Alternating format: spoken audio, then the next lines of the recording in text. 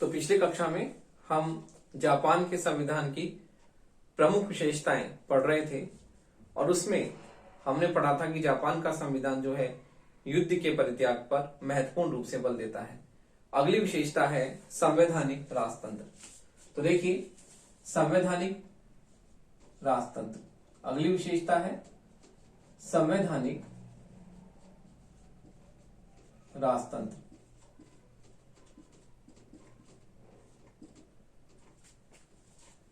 तो देखिए, जहां पुराने मेजी संविधान ने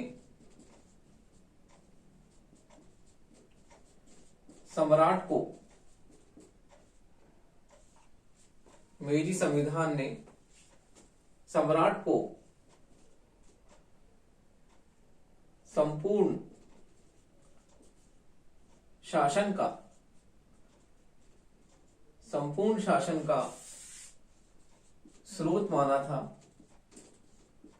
स्रोत माना था तथा वह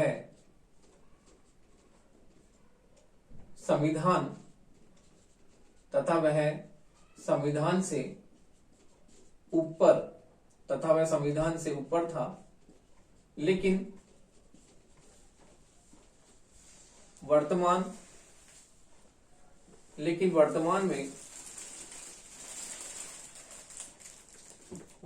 में जापान में स्थापित संविधान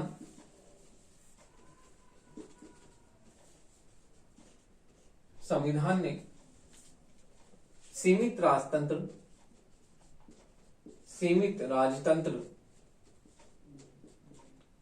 या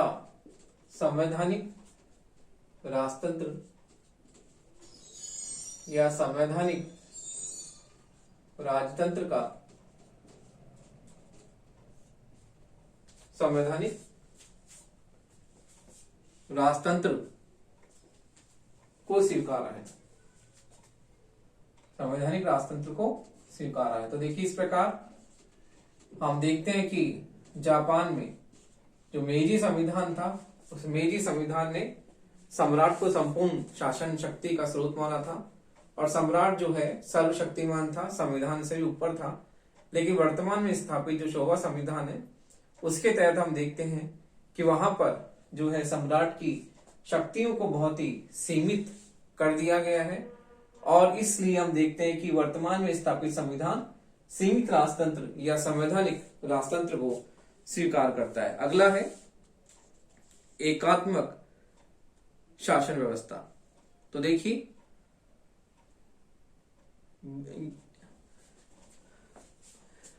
जापान में जो है एकात्मक शासन व्यवस्था को अपनाया गया है। एकात्मक शासन व्यवस्था।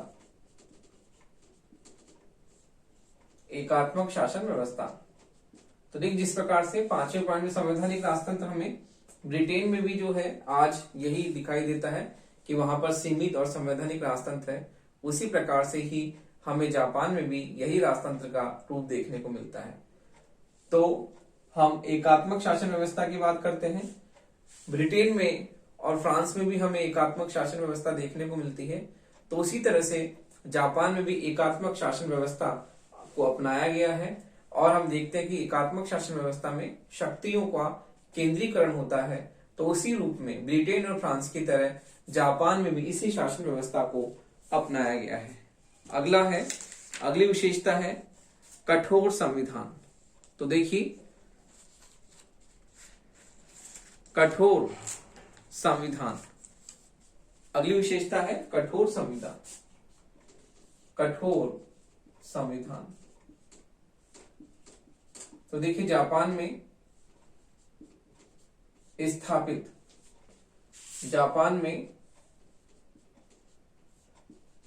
वर्तमान में स्थापित शोवा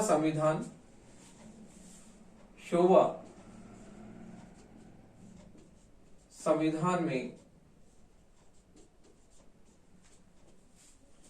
16वां संविधान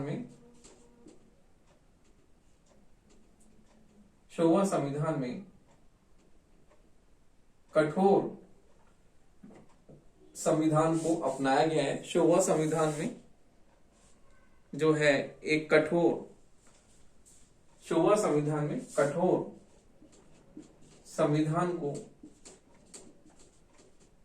संविधान को अपनाया गया है, जिसमें संविधान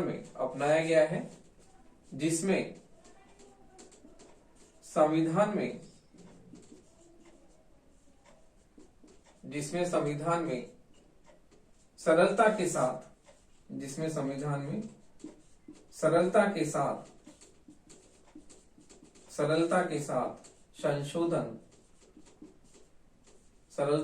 संशोधन नहीं किया जा सकता, जिसमें संविधान में सरलता के साथ संशोधन नहीं किया जा सकता। तो देखिए इस प्रकार से जापान में कठोर संविधान को अपनाया गया है और वर्तमान में स्थापित 16वां संविधान में सरल संशोधन की बात नहीं करता, कठोर संविधान संशोधन की बात करता है। तो जापान में कठोर संविधान है। अगला है लोकतांत्रिक संविधान। अगली विशेषता है लोकतांत्रिक संविधान।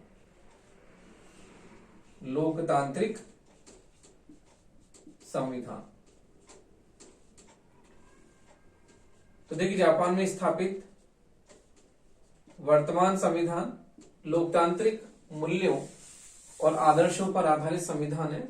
इसमें लोकतांत्रिक मूल्य और आदर्शों को प्रमुख स्थान दिया गया है। तो हम देखते हैं कि वर्तमान में जो स्थापित 16वां संविधान है वो लोकतांत्रिक मूल्यों और आदर्शों पर आधारित है।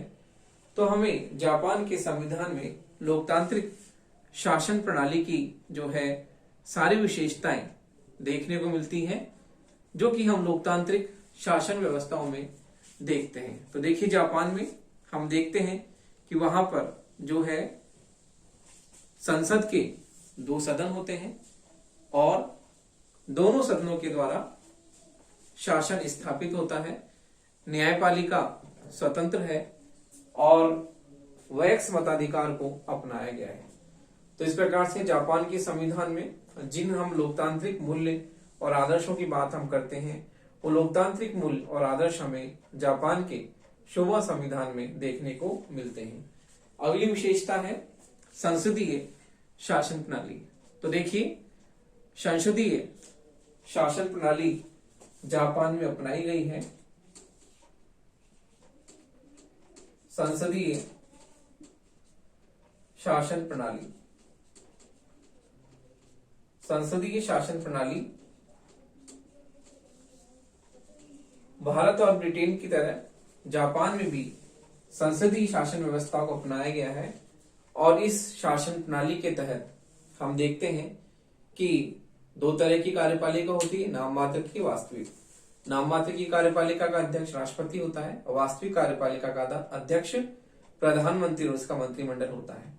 तो जापान में वर्तमान में स्थापित संसदीय शासन प्रणाली, जिसमें हम देखते हैं कार्यपालिका व्यवस्थापिका दोनों में एक हमें घनिष्ठ संबंध देखने को मिलता है, जो हम संसदीय शासन व्यवस्था में हमें स्पष्ट रूप से उजागर होता है। तो हम देखते हैं कि कार्यपालिका और व्यवस्थापिका दोनों में जो है हमें समन्वय और सहयोग देखने को मिलता है, जो कि संसदीय शासन व्यवस्था की प्रमुख विशेषता है। तो देखिए जापान में संसदीय शासन व्यवस्था में कार्यपालिका और व्यवस्थापिका दोनों में जो है हमें वहां समन्वय देखने को मिलता है। अगली विशेषता है स्वतंत्र, निष्पक्ष एवं प्रभावी न्यायपालिका। तो देखिए अगली विशेषता हम देखते हैं स्वतंत्र, निष्पक्ष एवं प्रभावशाली न्यायपालिका। जापान में स्वतंत्र,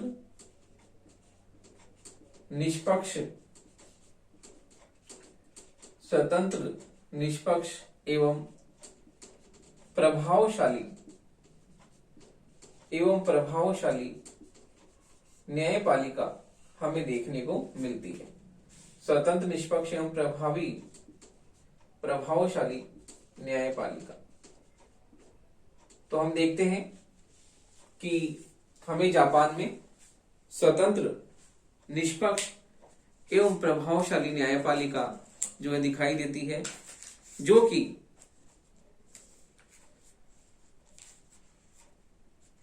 पूर्णतः नियंत्रण से मुक्त है। तो देखिए, जापान के नए संविधान में जापान के नए संविधान में जापान के नए संविधान में जापान के नए संविधान में नए संविधान में न्यायपालिका न्यायपालिका न्यायपालिका कार्यपालिका के नियंत्रण कार्यपालिका के नियंत्रण व प्रभाव कार्यपालिका के नियंत्रण व प्रभाव से नियंत्रण व प्रभाव से स्वतंत्र है। तो देखिए, हम लोकतांत्रिक मूल्य और आदर्शों में स्वतंत्र न्यायपालिका की बात करते हैं, जो कि जापान के संविधान में हमें स्पष्ट रूप से दिखाई देती है कि जापान में वहां पर स्वतंत्र और निष्पक्ष न्यायपालिका है, जो कि कार्यपालिका के प्रभाव से पूरी तरह से स्वतंत्र है। तो इस प्रकार जापान के संविधान में हमें न्यायपालिका की स्वतंत्रता स्पष्ट रूप से दिखाई देती है। अगली विशेषता है नागरिक मौलिक अधिकार एवं कर्तव्य। तो देखिए, अगली विशेषता हम देखते हैं।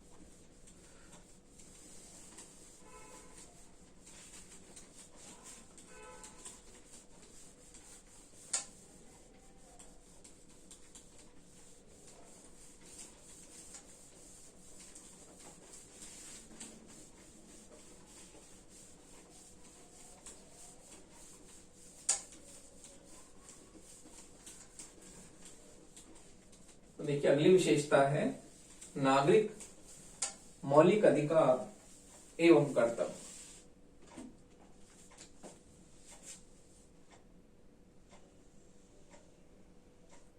देखिए, अगली विशेषता नागरिक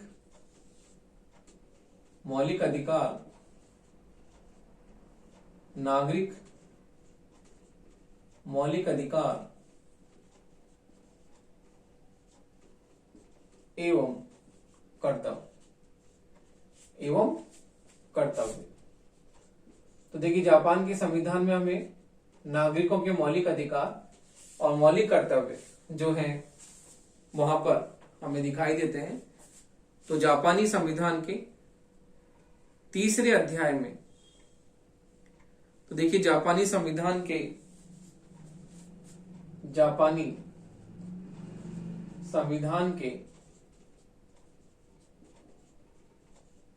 तीसरे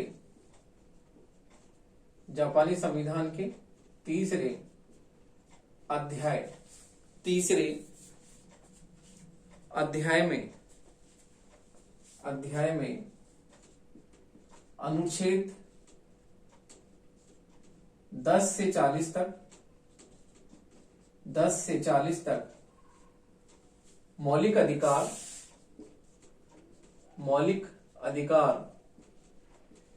एवं कर्तव्यों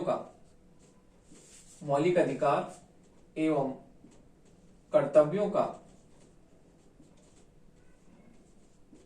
स्पष्ट रूप से उल्लेख है।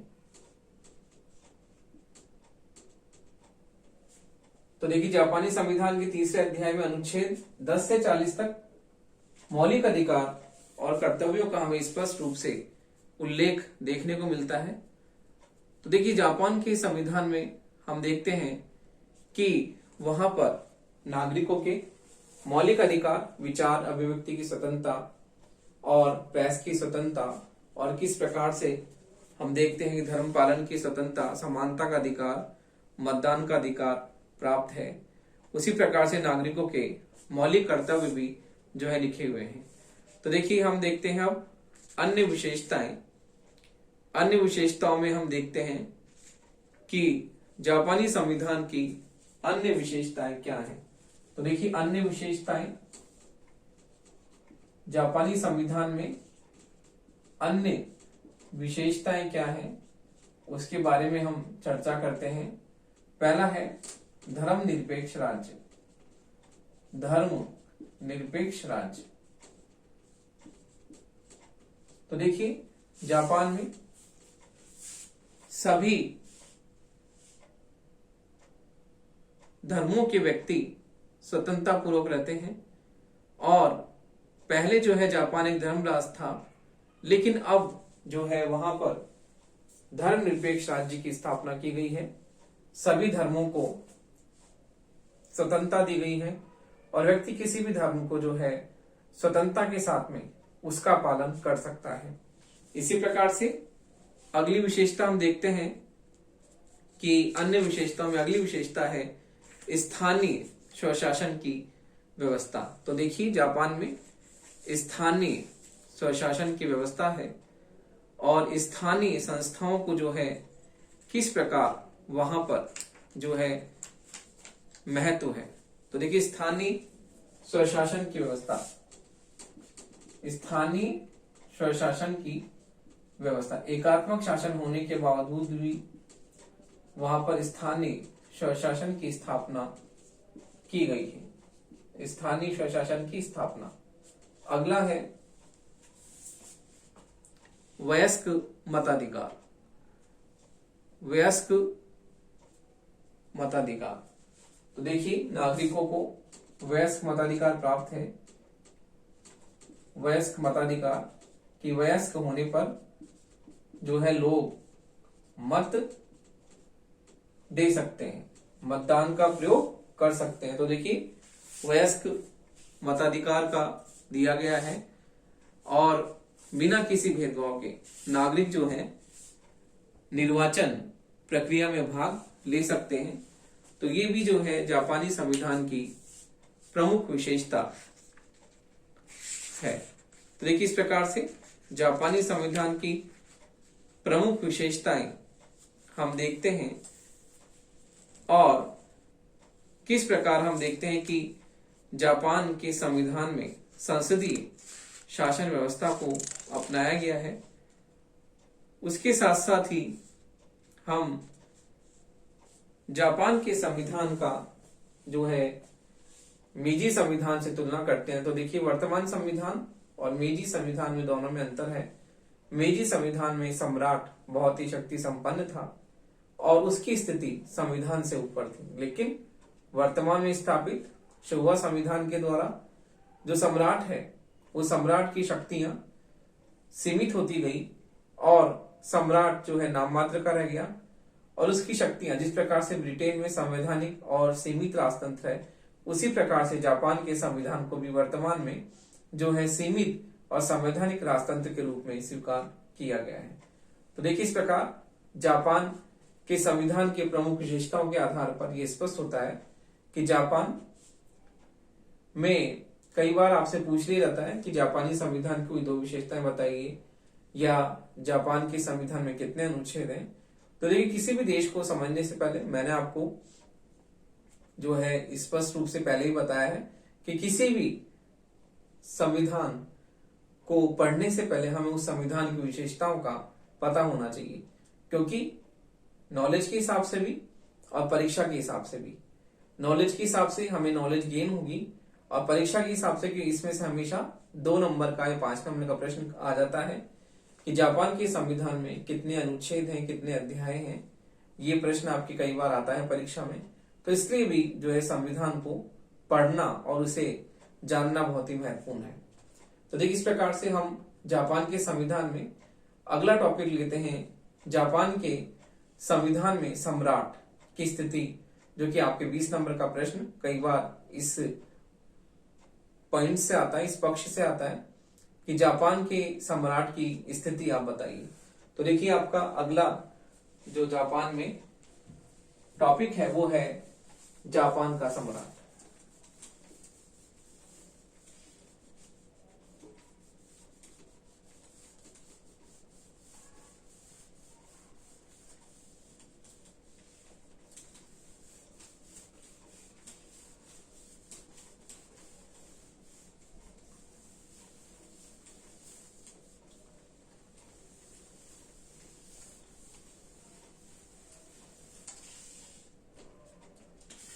तो देखिए जापान का सम्राट,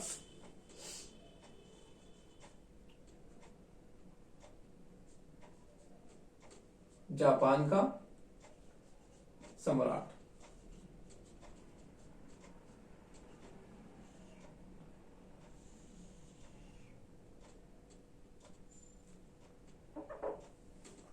तो देखिए जापान में आज भी सम्राट का पद है। जैसे कि ब्रिटेन में आज भी ताज का शासन है, उसी प्रकार से जापान में भी जो है सम्राट का शासन है।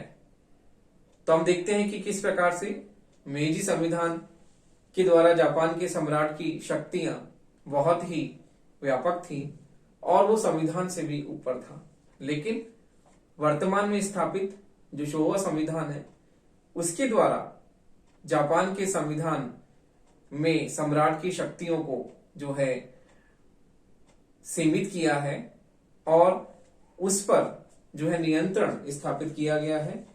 तो हम देखते हैं कि जापान के सम्राट की वर्तमान में जो स्थिति है वो स्थिति हमें पूर्व में स्थापित मेजी संविधान की तरह नहीं दिखती है, क्योंकि आज वर्तमान में जो जापान में जो संविधान स्थापित है उसके द्वारा वहां पर सीमित और संवैधानिक राजतंत्र की स्थापना की गई है। तो इसलिए वर्तमान में स्थापित जापान के संविधान में सम्राट की शक्तियां जो है बहुत ही सीमित हैं। इसलिए हमने जब संविधान की विशेषताएं पढ़ी थी अभी, तो हमने पढ़ा था कि जापान का संविधान जो है सीमित और संवैधानिक राजतंत्र है। तो इस प्रकार से वर्तमान में स्थापित जापान के संविधान में हम देखते हैं कि सम्राट की शक्तियां जो है संकुचित हैं, इसलिए वहां पर सीमित और संवैधानिक राजतंत्र की स्थापना की गई है। तो देखिए जापान में हम देखते हैं कि संविधान के अंतर्गत सम्राट की स्थितियां और शक्तियां क्या हैं। तो देखिए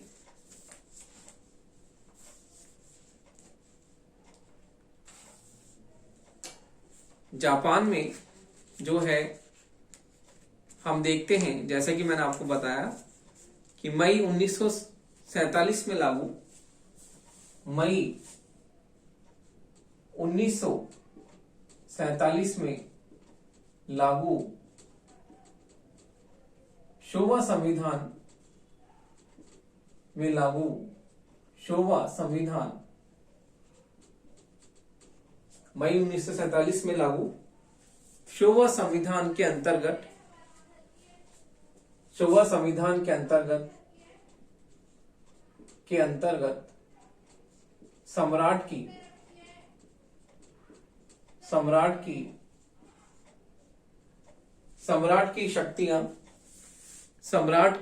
शक्तियां एवं स्थिति में सम्राट की शक्तियों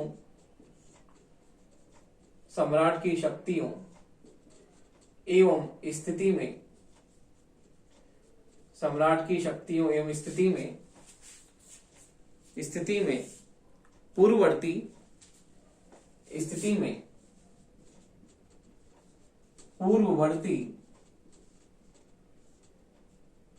मेजी संविधान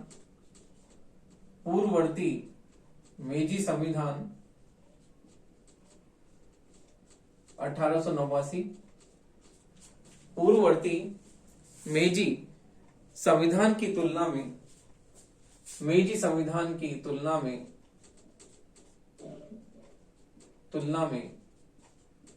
आधारभूत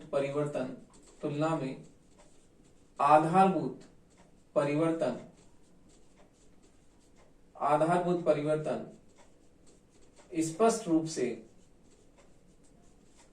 आधारभूत परिवर्तन स्पष्ट रूप से दिखाई पड़ते हैं।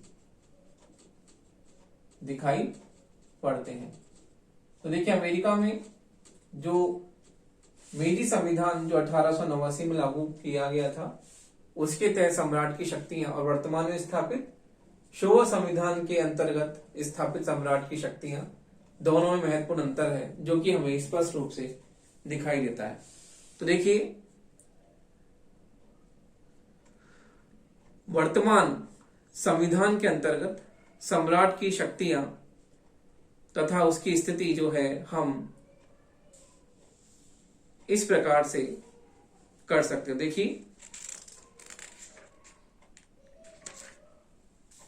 वर्तमान संविधान के अंतर्गत वर्तमान संविधान के अंतर्गत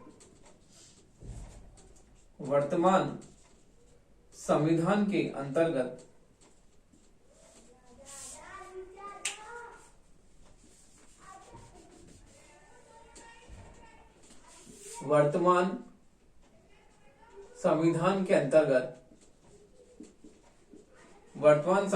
अंतर्गत सम्राट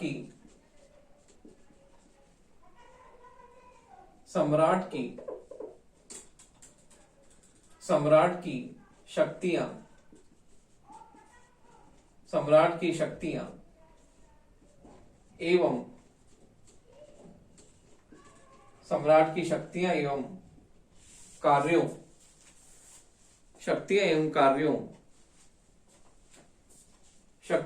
कार्यों तथा उसकी स्थिति का अध्ययन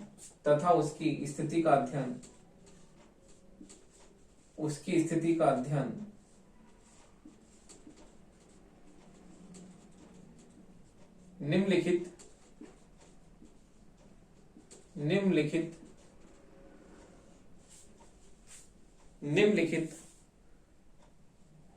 दो प्रमुख आधारों पर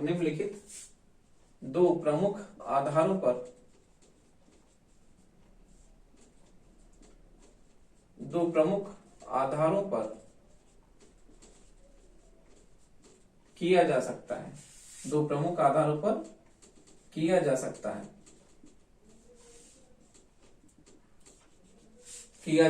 है। पहला है सैद्धांतिक पक्ष तथा दूसरा है व्यवहारिक पक्ष। सैद्धांतिक पक्ष तथा व्यवहारिक पक्ष। तो इस प्रकार हम देखते हैं कि अमेरिका में जो मेजी संविधान पूर्व में स्थित था, उसकी तुलना में वर्तमान में स्थापित शोवा संविधान जो कि 1947 में लागू किया गया, उसके तहत सम्राट की शक्तियों में हमें आधारभूत परिवर्तन दिखाई देता है।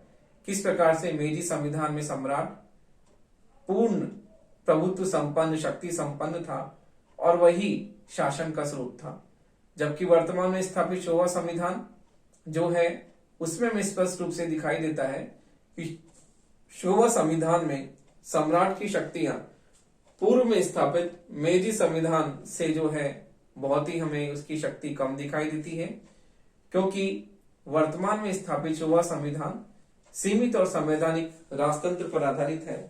तो इस प्रकार हम कह सकते हैं कि वर्तमान में स्थापित जो शोवा संविधान है, उस शोवा संविधान के अंतर्गत जो है सम्राट की शक्तियां जो है बहुत ही सीमित की गई हैं। तो देखिए हम सम्राट की शक्तियों का जो अध्ययन करते हैं, वो अध्ययन दो प्रमुख आधारों पर करते हैं कि सम्राट की शक्तियों का सैद्धांतिक पक्ष और व्यवहारिक पक्ष। तो देखिए इस प्रकार से हम जो है सम्राट की शक्तियों का जो तुलनात्मक अध्ययन करेंगे, तो इस प्रकार से करेंगे सैद्धांतिक पक्ष और व्यवहारिक पक्ष के आधार पर। तो इस प्रकार से ये स्पष्ट है कि वर्तमान में स्थापित जो शोवा संविधान है, उस शोवा संविधान के अंतर्गत सम्राट की शक्तियां अत्यंत सीमित हो गई हैं और इसीलिए वहां संविधान में जो है संवैधानिक और सीमित राजतंत्र को वर्तमान में अपनाया गया है।